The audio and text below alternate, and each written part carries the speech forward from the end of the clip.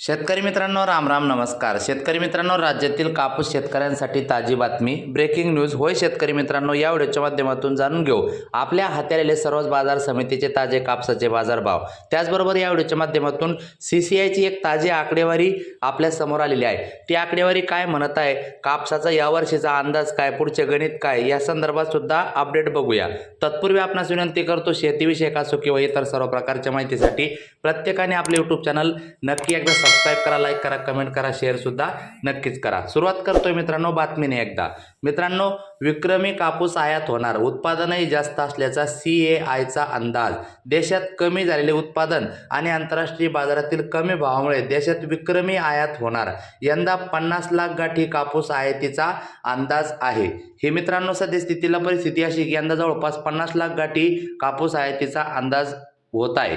देशात कमी झालेले उत्पादन आणि आंतरराष्ट्रीय बाजारातील कमी भावामुळे देशात विक्रमी आयात होणार आहे. यंदा 50 लाख गाठी कापूस आयातीचा अंदाज आहे. ऑक्टोबर आणि नोव्हेंबरमध्ये 18 लाख गाठीची आयात झाली तर देशातील उत्पादन 309 लाख गाठीवर स्थिरावेल, असा अंदाज सुद्धा CAIने व्यक्त केला.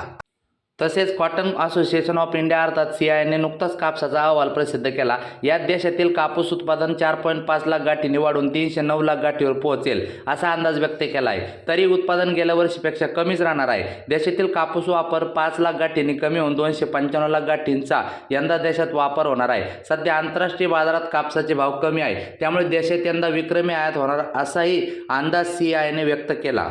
मित्रांनो, मागील अंदाजात CIने यंदा 45 लाख गाठी कापूस आयातीची शक्यता व्यक्त केली होती, परंतु ताज्या अंदाजात आयात विक्रमी 50 लाख गाठीवर पोहोचेल अशी शक्यता व्यक्त करण्यात आली आहे. मागील हंगामात 41 लाख गाठी कापूस आयात झाली होती.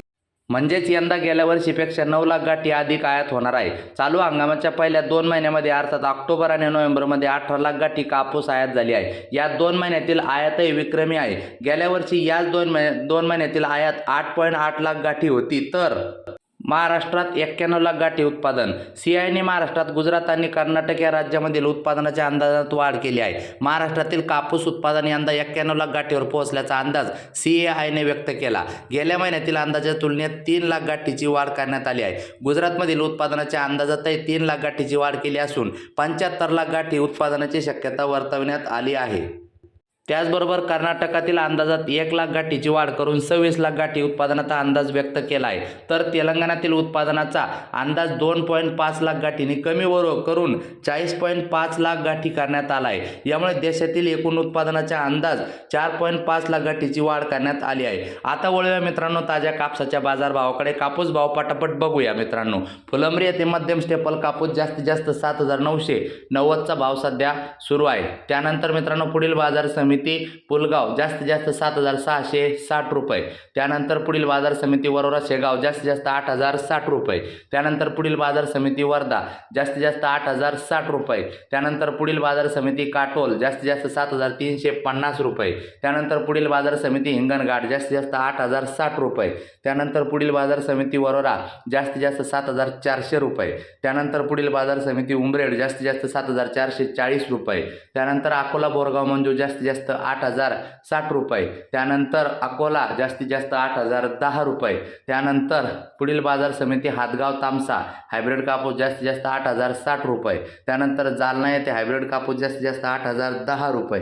पारशिवनी येथे जास्तीत जास्त कापूस 7,250 रुपये. त्यानंतर वडवणी येथे जास्तीत जास्त 7,979 रुपये. त्यानंतर समुद्रपूर जास्तीत जास्त 8,060 रुपये. त्यानंतर सावनेर येथे जास्तीत जास्त 7,300 रुपये. त्यानंतर अमरावती येथे जास्तीत जास्त 7,450 रुपये. त्यानंतर नगर या ठिकाणी मित्रांनो जास्तीत जास्त 7,000चा भाव खाजगी बाजारात सध्या सुरू आहे. तर बीड येथे जास्तीत जास्त 7,200 रुपये. त्यानंतर परभणी येथे जास्तीत जास्त 7,025 रुपये. त्यानंतर मित्रांनो पुढील बाजार समितीनंतर भेटूया पुढच्या व्हिडिओत. नक्की लाईक, सबस्क्राईब, शेअर करा.